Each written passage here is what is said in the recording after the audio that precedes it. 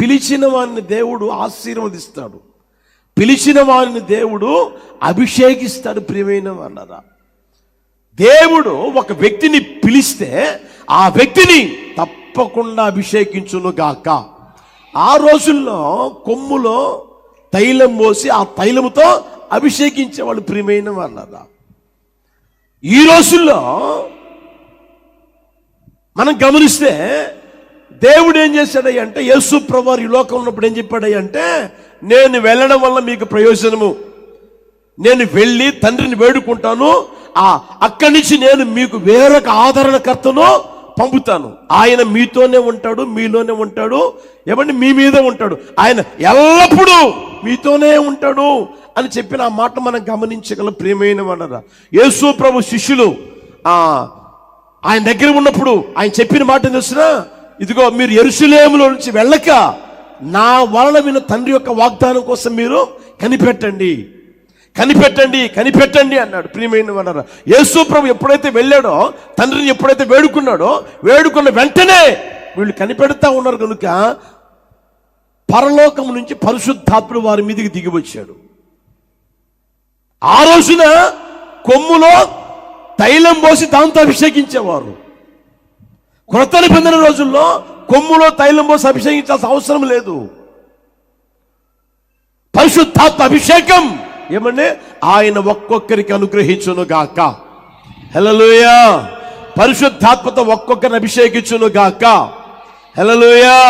ఎప్పుడు తెలిసినా నీ వ్యక్తిగత జీవితంలో ఆయన ద్వారా పిలవబడిన వ్యక్తివి అన్న ఆ స్థితిని నువ్వు గుర్తెరగల. నేను పిలవబడిన వాడిని కదా, నన్ను పిలిచాడు కదా, దేవుడు నన్ను పిలిచాడు కదా, పిలిచిన వాడిని ఏం చేస్తాడు? అభిషేకిస్తాడు. నువ్వు అడగగలగాలి, ప్రభువా నన్ను పిలిచావు, మీరు నన్ను పిలిచారు, మీరు నన్ను పిలిచారు అని ఆయనతో మాట్లాడుతూ ఉంటే, ఆయనతో అంటూ ఉంటే నిశ్చయముగా అభిషేకింపబడని వారికి నా దేవుడు అభిషేకాన్ని దయచేయును గాక. హల్లెలూయా. అభిషేకించబడిన నీ వ్యక్తిగత జీవితంలో ఇంకను నూతన అభిషేకముతో ప్రభువు నింపును గాక. హల్లెలూయా. చూడండి ప్రియమైన వాళ్ళరా, ఈ రోజున అభిషేకాన్ని ఎప్పుడు నిర్లక్ష్యం చేయమాకండి. పరిశుద్ధాత్మ అభిషేకాన్ని ఎప్పుడు నిర్లక్ష్యం చేయమాకండి. అర్థమవుతుందా? పరిశుద్ధాత్మని పొందకుండా మీరు నడిపించబడాలి అని అనుకోవడం చాలా పొరపాటు, చాలా తప్పు. ప్రియమైన వాళ్ళ, మందిరానికి వచ్చినంత మాత్రం పరలోకానికి పోతామని బైబుల్ ఎక్కడా లేదు. యేసు ప్రభువుని నమ్మి మందిరానికి వచ్చినంత మాత్రం పరలోకానికి పోతామని బైబుల్ ఎక్కడా లేదు. బైబుల్ ఏమని తెలిసినా చూస్తారు, అది కూడా చూడండి. యోహాను సువార్తమానం 3వ అధ్యాయం తీస్తారా? యోహాను సువార్తమానం 3వ అధ్యాయం 3వ వచనం చూడండి. అందుకు యేసు అతనితో, ఒకడు క్రొత్తగా జన్మించితేనే కాని అతడు దేవుని రాజ్యమును, బాగా గమనించి, దేవుని రాజ్యమును చూడాలి అనుకుంటే క్రొత్తగా జన్మించాలి. అంటే మారు మనసు పొందిన అనుభవం ఉండాలి. మారు మనసు పొందాను కదా అని అనుకుంటూ ఉంటే పరలోకానికి వెళ్ళవు. తర్వాత చూడండి ఇక్కడ, నీతో నిశ్చయముగా చెప్పు, అందుకు నికోదేము, ముసలివాడైన మనుషుడు ఎలాగూ జన్మింపగలడు, రెండవ మారు తల్లి గర్భమునందు ప్రవేశించి జన్మింపగలడా అని ఆయన అడుగగా, యేసు ఇతరును, ఒకడు నీటి మూలము గాను ఆత్మ మూలము గాను జన్మించితేనే గాని దేవుని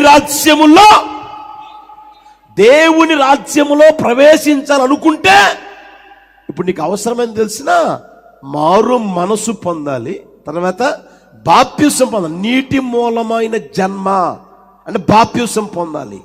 ఆత్మ మూలమైన జన్మ అంటే పరిశుద్ధాత్మ చేత నింపబడాలి. పరిశుద్ధాత్మని నువ్వు పొందకపోతే పరలోకంలో ప్రవేశించావు.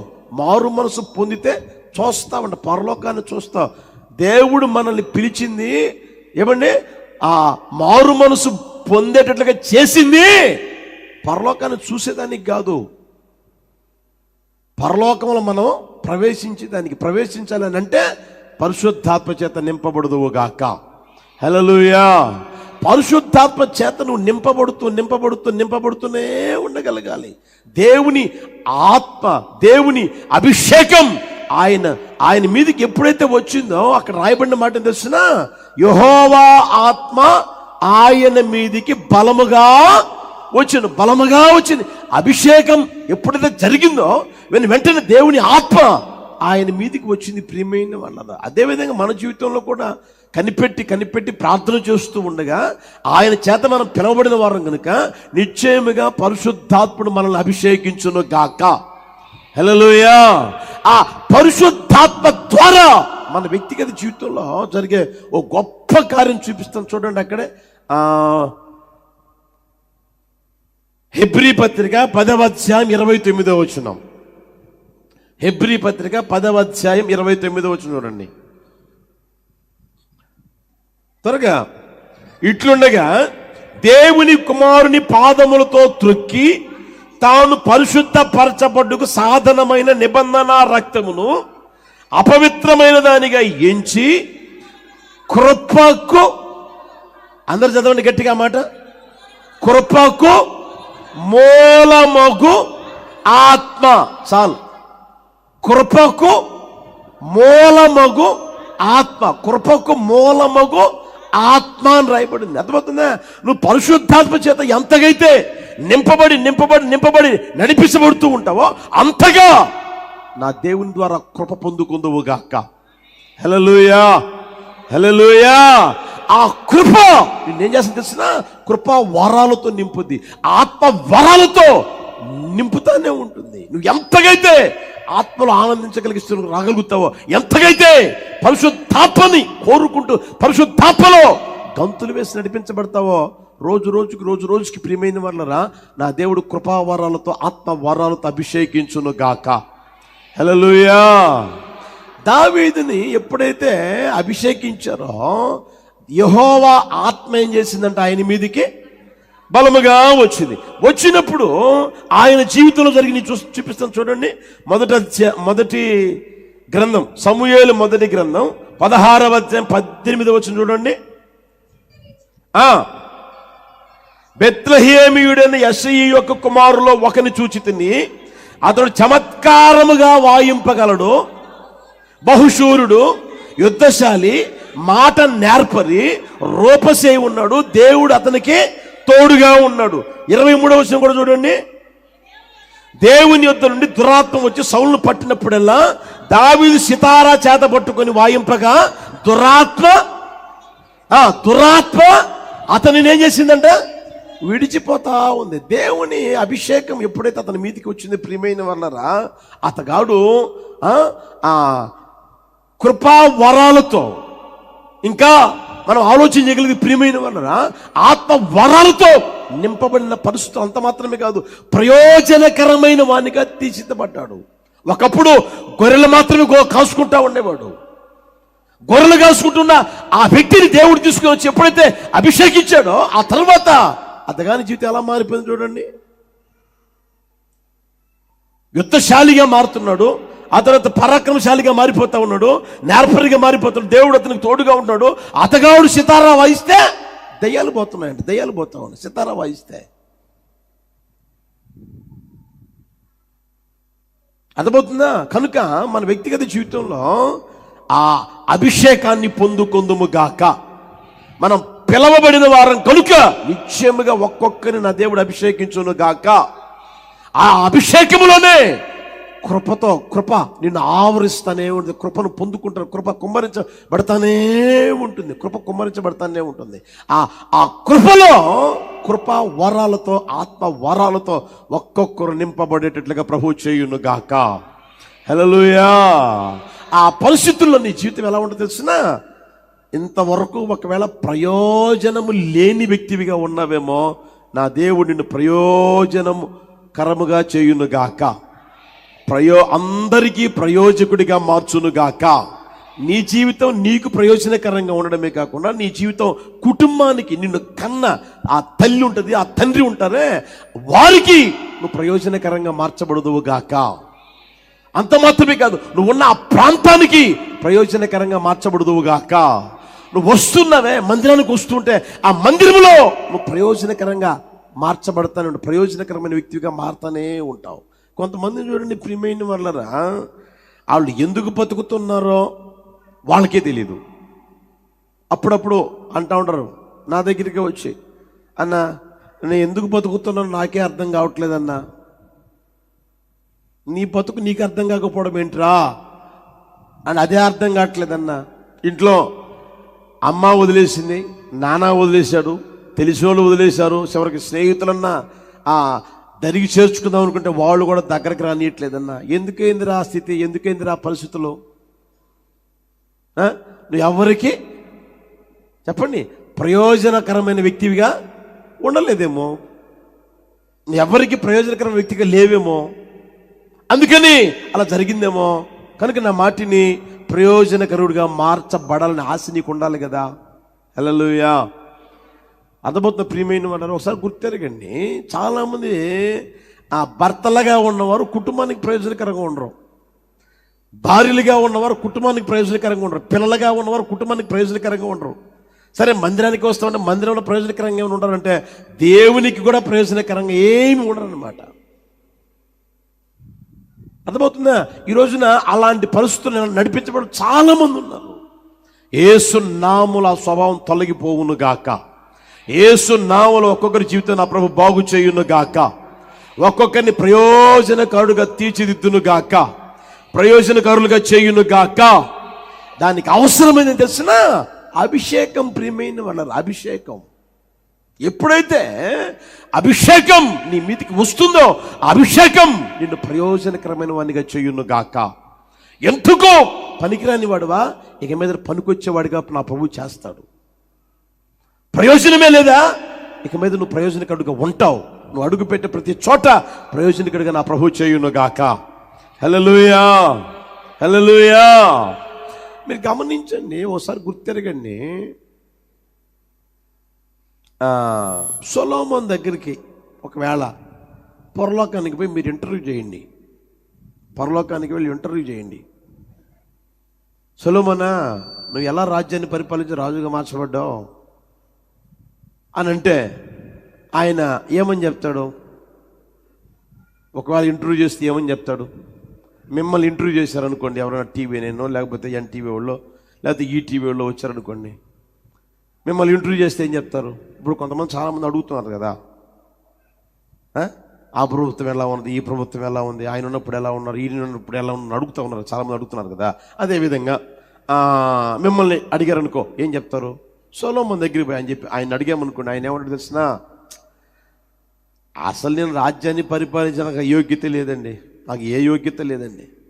ఏంటి అలా మాట్లాడుతున్నావు అని అంటే, అవునండి నిజమేనండి, మా అమ్మగారు మీకు తెలుసు కదండి, మా అమ్మగారు మీకు తెలుసు కదండి, అదే బెత్షెబ కదా, ఆమె ఎవరో మీకు తెలుసు కదండి, ఒక ఆయనకి భార్య, ఒక ఆయనకి భార్యగా ఉన్నది. అవును. ఆ తర్వాత ఏదో దావీదు గారికి భార్యగా మారింది. అప్పుడు నేను పుట్టి పెరుగుతూ ఉంటే అబ్షాలోం గాడు ఉన్నాడు ఒకడు, వాడు నేను రాజు కావాలి, నేను రాజు కావాలి, నేను రాజు కావాలి అన్నాడు. ఆ తర్వాత అదోనియా ఒకడు వచ్చాడు, నేను రాజు కావాలి, నేను రాజు కావాలి, నేను రాజు కావాలి అని. అలాంటి పరిస్థితుల్లో నాకేమైనా ఆశ పడుతుందండి?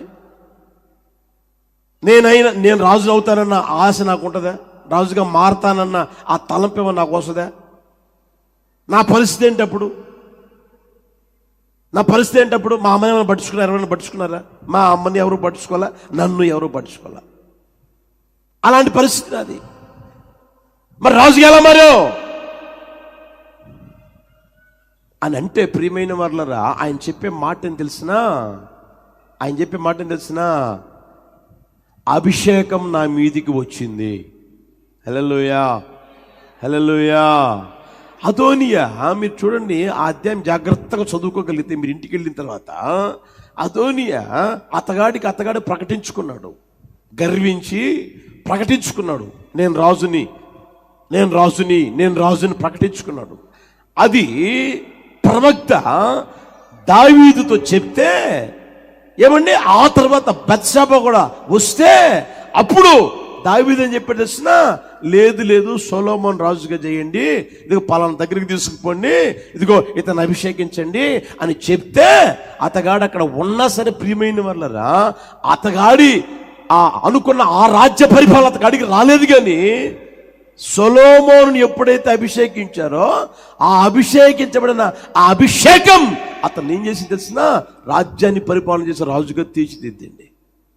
వాళ్ళ అమ్మను పట్టించుకోకపోయినా, అతగాడిని పట్టించుకోకపోయినా, ఏమండి అతగాడి కంటే పెద్దోళ్ళు ఉన్నా, అతగాడి కంటే చిన్నవాళ్ళు ఉన్నా, అతగాడిని ఎవరు పట్టించుకోకపోయినా, తోలనాడినా వెడనాడినా, రాజ్యం మాది, రాజును మేము అని అనుకుంటూ ఉన్నా ఎవ్వరికి కాలేదు. కానీ సొలొమోనుకి దక్కింది. అది కారణం ఏంటి తెలిసిన, అభిషేకం. హల్లెలూయా, హల్లెలూయా. ఆ అధ్యాయం మీరు ఇంటికి వెళ్ళి జాగ్రత్తగా క్షుణ్ణంగా చదువుతా వస్తుంది, మీకు అర్థమైతే ప్రియమైన వాళ్ళ.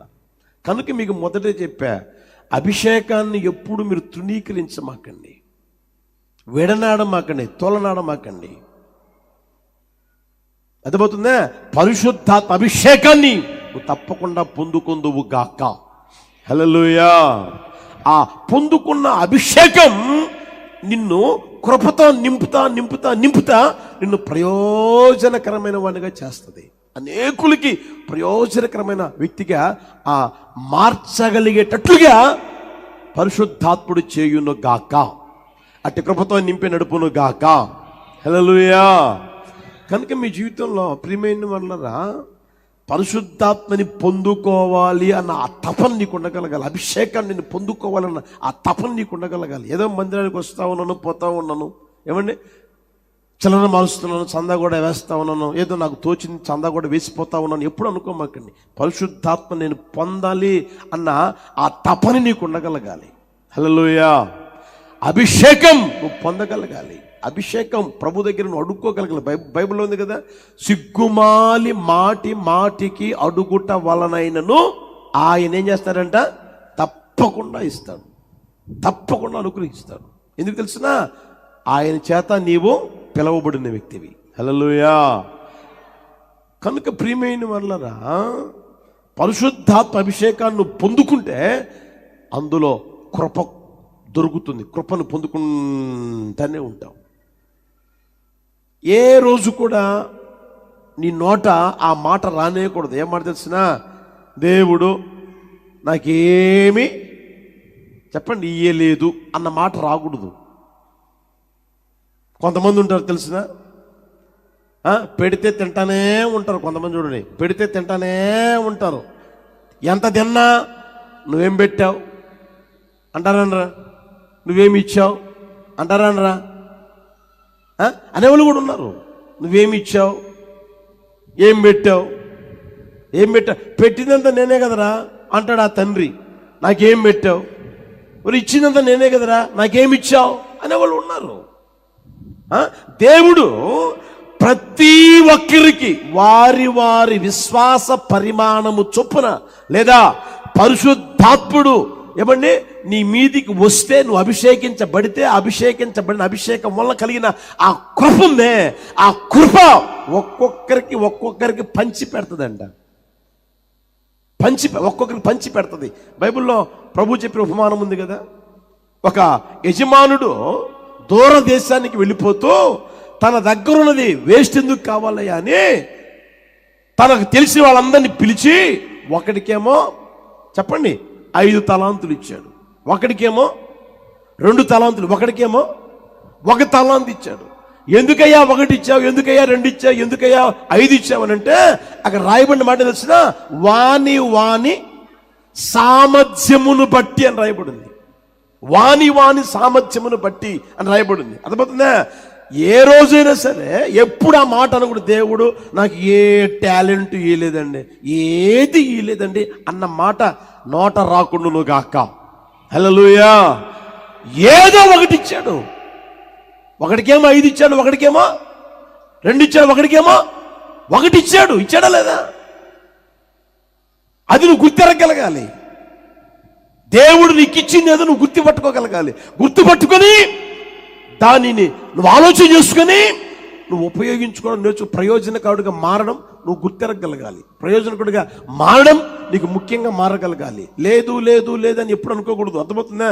ఇచ్చింది ఎందుకు గుర్తెరుగు. నీకు ఇచ్చింది దేవుడు అందరి కోసం ప్రార్థన చేసే ఆ వరం నీకు ఇచ్చాడా? ప్రార్థన చేస్తానే ఉందువుగాక. పరిచర్య చేసే వరం ఇచ్చాడా? పరిచర్య చేస్తానే ఉందువుగాక. హల్లెలూయా. నమ్మకంగా యథార్థంగా బ్రతికే ఆ బ్రతికిచ్చాడా? అలాగే నడిపించబడుదువుగాక. హల్లెలూయా. అప్పుడు ఏం చేస్తా తెలిసినా? అదొక ప్రియమైన వాళ్ళరా, ఇంకొకరి దగ్గర నుంచి తీసుకోవడం నీకు ఇస్తాడు ఆయన. నువ్వు ప్రయోజనపరుచుకుంటా ఉంటే, నువ్వు ప్రయోజనకరుడిగా మార్చబడుతూ ఉంటే, నువ్వు అందరికీ ఉపయోగకరంగా మార్చబడుతూ ఉంటే, సంఘానికి, సమాజానికి, కుటుంబానికి ఏమండి ప్రయోజకుడిగా, ఉపయోగకరుడిగా మార్చబడుతూ ఉంటే, ఎంతగైతే నువ్వు ఉపయోగపడతా ఉంటే, ఎంతగైతే ఇవన్నీ నువ్వు ప్రయోజకుడిగా మార్చబడతా ఉంటావో అంతగా ఆడి దగ్గర నుంచి కూడా నీకు తీసిస్తాడు ఆయన. ఇతరులకు ఇచ్చింది కూడా తీసి నీకు ఇచ్చేస్తాడు వాడు. ఎందుకంటే వాడు పాతి పెట్టుకుంటా ఉన్నాడు. ఇప్పుడు 5 ఇచ్చాడు, 5 సంపాదించుకున్నాడు. 2 ఇచ్చాడు, 2 సంపాదించుకున్నాడు. 1 ఇచ్చాడు, ఏం చేశాడు? పాతి పెట్టుకున్నాడు. మరి నీకెందుకురా ఈ రూపాయి, నీకెందుకురా ఈ టాలెంట్, నీకెందుకు ఈ తలంత అని అది కూడా పీక్ ఏం చేస్తాడు? ఇంకొకటికి ఇచ్చేస్తాడు. నువ్వు ఉన్నది పాతి పెట్టుకోకూడదు ఎప్పుడు. దేవునికి ఇచ్చాడా? దేవుని ద్వారా పొందుకున్నావా? దాన్ని నువ్వు ప్రయోజనపరుచుకోగలగాలి. హల్లెలూయా, హల్లెలూయా. వాళ్ళకలాగా నాకు లేవే, వీళ్ళకలాగా నాకు లేవే, వీళ్ళకలాగా నాకు లేవే అని అనుకుని ఉన్నది కూడా ఊడిపోయేటట్టు చేసుకోకూడదు, ఉన్నది కూడా పోగొట్టుకోకూడదు. అర్థమవుతుందా? హల్లెలూయా. ఆ మధ్య ఆడో చదివా, గుర్తులేదు, చాలా కాలం రోజులు చదివా. ఏమని తెలిసినా, ఓ సేవకుడు ప్రార్థన చేసుకుంటా ఉంటాడంట. ఏమని తెలిసినా, నన్నెప్పుడు తుప్పు పట్టనియొద్దయ్యా. ఏంటంట? గట్టిగా చెప్పండి. నన్నెప్పుడు తుప్పు పట్టనియొద్దయ్యా అంటాడంట. తుప్పు పట్టనిద్దని ప్రార్థన చేసుకుంటా ఉంటాడంట. చూడండి, వ్యవసాయం చేసేవాళ్ళకి తెలుస్తుంది. నాగలి ఉందనుకోండి, లేదా గొర్రె ఉందనుకోండి, కొత్తదే కాదన్నంలే, పక్కన పడేస్తే ఏమవుతుంది? వాడలేదు, పక్కన పడేస్తే ఏమవుతుంది? కొన్ని రోజులకి ఏమవుతుంది? ఎండకేండి వర్షాన్ని తడిసి తుప్పు పట్టిపోతే పనికి రాకుండా పోతుంది. ఎందుకు పనికి రాకుండా పోతుంది? కొత్తదే అది కాదన్నంలే, తుప్పు పట్టిపోతుంది. ఎందుకు పనికి రాకుండా పోతుంది? ఉపయోగించుకోకుండా ఉంటే. అదే ఉపయోగించుకుంటా ఉండు, ఇంకా అదేమవుతుంది? పదుంది వెళ్తూ ఉంటుంది. అదే నాగలి, అదే గొర్రు ఇంకా పదును ఎక్కువ అయిపోతూ ఉంటుంది. ఇది నువ్వు దున్నుకుంటా వాడుతూ ఉంటే. అదేవిధంగా ప్రియమైన వాళ్ళరా, దేవుడు నీకు ఇచ్చిన దాన్ని నువ్వేం చేయాలి అంటే ఉపయోగించుకోగలగాలి, ప్రయోజనపరుచుకోగలగాలి. నీకు నువ్వు ప్రయోజనకరంగా మారాలి, కుటుంబానికి నువ్వు ప్రయోజనకరంగా మారాలి, సంఘానికి నువ్వు ప్రయోజనకరంగా మారాలి, నువ్వున్న ఆ ప్రాంతానికి ప్రయోజనకరంగా మారాలి. నువ్వు ఎక్కడికైతే వెళ్ళొస్తూ ఉంటావో ఆ ప్రాంతంలో ప్రయోజనకరంగా మార్చబడాలి. నా ప్రభువు అట్టి కృప దయచేయును గాక. హల్లెలూయా, హల్లెలూయా. కనుక ప్రియమైన వాళ్ళరా, పిలిచిన వాణిని ఏం చేస్తాడంట దేవుడు? చెప్పండి గట్టిగా. ఆశీర్వదిస్తాడు.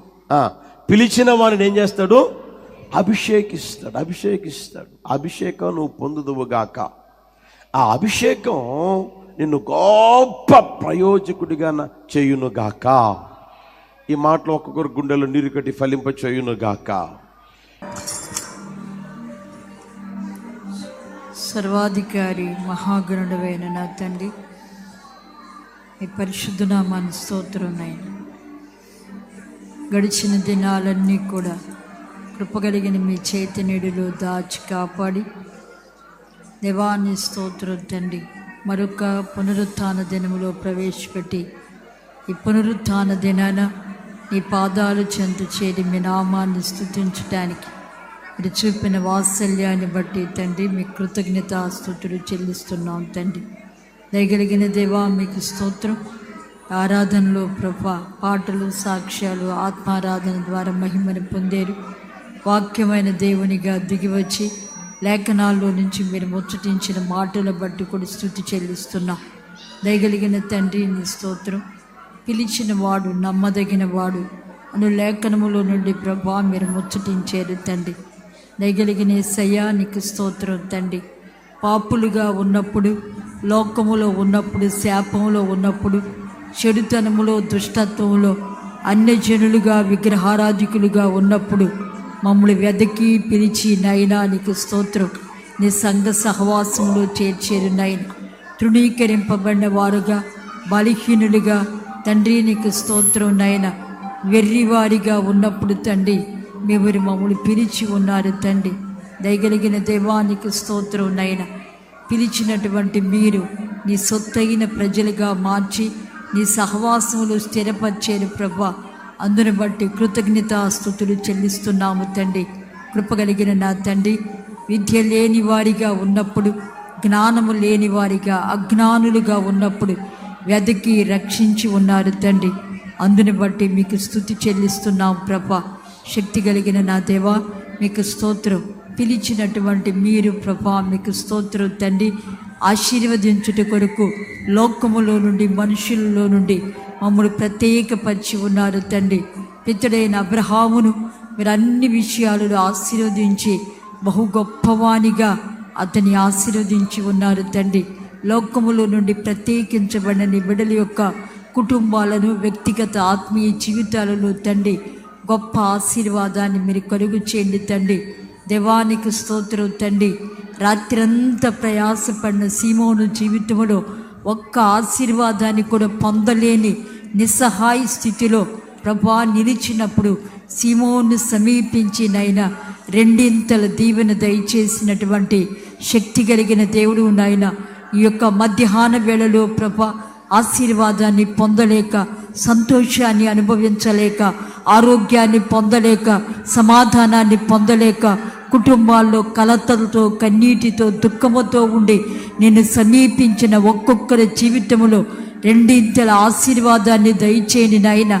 పట్టజాలని గొప్ప దీవెనతో ఒక్కొక్క కుటుంబాన్ని మీరు నింపండి స్వామి. మీకు స్తోత్రాలు నాయన. పిల్లలారా, తినుటకు మీ యొద్ద ఏమైనా ఉన్నదా అన్నప్పుడు ఏమీ లేని వారిగా ఉన్న వారి జీవితంలో తండ్రి 153 చేపలతో వారిని తృప్తిపరిచినటువంటి శక్తి కలిగిన దేవుడు నాయన. కుటుంబాల్లో ఉన్న లేమి, దరిద్రత, శాపము తొలగిపోవాలి. కుటుంబాల్లో సమృద్ధి కలగాలి తండ్రి. నిరీక్షణ కలిగి ప్రభా బంధకాల మధ్యలో ఉండి కూడా నిరీక్షణతో, నమ్మికతో నీ తట్టు తిరిగిన ఒక్కొక్కరి కుటుంబాల్లో తండ్రి రెండింతల దీవెన దయచేయండి. రెండింతల ఆశీర్వాదాన్ని ఇవ్వండి. రెండింతల క్షేమాన్ని ఇవ్వండి. రెండింతల ప్రభా గొప్ప ఆశీర్వాదంతో ఒక్కొక్క కుటుంబము తృప్తి పరచబడడానికి పరిశుద్ధాత్ముడా మీరు దయతో కార్యాన్ని జరిగించండి స్వామి. నీకు స్తోత్రాలు అయినా. కృపగలిగిన నా తండ్రి, లేమి తొలగిపోవాలి, దరిద్రం తొలగిపోవాలి, ఆత్మలో ఎదగాలి, శరీరంలో ఆరోగ్యం కలగాలి, కుటుంబాల్లో గొప్ప సంతృప్తి కలిగి నీ బిడ్డలు నడిపించబడటానికి సహాయం చేయని నాయన. గొర్రెల దొడ్డిలో ఉన్న దావీదుని పిలిచి అతని నాయన అభిషేకముతో నింపినటువంటి శక్తి కలిగిన దేవుడు గనుక ఈ ఉదయకాల సమయంలో ప్రభా పిలిచినటువంటి మీరు ఒక్కొక్కరిని అభిషేకించండి నాయన. పరిశుద్ధాత్మ పూర్ణులుగా దయతో మీరు మార్చండి స్వామి. నీకు స్తోత్రం నాయన. అభిషేకము ద్వారా కృప పొందుతారని మీరు సెలవిచ్చి ఉండగా తండ్రి ఇంటిని కట్టుకోవటానికి, ఆత్మలో ఎదగటానికి, యేసయ్యా అన్ని విషయాల్లో వృద్ధి పొందటానికి ఒక్కొక్కరికి ధారాళమైనటువంటి కృపనివ్వండి నాయన. వారి వారి సామర్థ్యాన్ని బట్టి నాయన అయ్యా నీకు స్తోత్రం. మీరు పంచి ఇచ్చినట్లుగా లేఖనాలు సెలవిచ్చుచూ ఉండగా దగ్గరిగిన తండ్రి ఎవరి సామర్థ్యాన్ని బట్టి ప్రభా ఏ కృపావరాన్ని మీరు ఇచ్చి ఉన్నారు ఏనా నీకు స్తోత్రం. దానిలో ఒక్కొక్కరు వృద్ధి పొందటానికి కృపనివ్వండి నాయన. ప్రార్థన యోధులుగా, దేవుని స్తుతించేవారిగా, ఆరాధించేవారిగా, సంఘానికి మేలు చేసేవారిగా, యేసయ్య రాజ్య విస్తరణ కొరకు పాటుపడేవారిగా, పరిచర్యలు అత్యధికంగా వాడబడేవారిగా ఒక్కొక్కరు మార్చబడ్డానికి పరిశుద్ధాత్ముడ దైత్యం మీరు కార్యాలు జరిగించండి. ఆత్మ వరాలు కృపా వరాలతో ప్రజ్వరిల్లుచు పెండ్లి కుమార్తె సంఘంగా రూపొంది మీ మహిమ కలిగిన రాక కొరకు సిద్ధపడటానికి పరిశుద్ధాత్ముడ మీరు సహాయం చేయండి నాయన. ప్రత్యక్ష ప్రసారాల్లో పాలు పంపులు పొందిన కుటుంబాలను కూడా తండ్రి మీరు ఆశీర్వదించండి నాయన. వారి అవసరతలన్నీ కూడా తీర్చి మేలులతో తృప్తిపరచండి.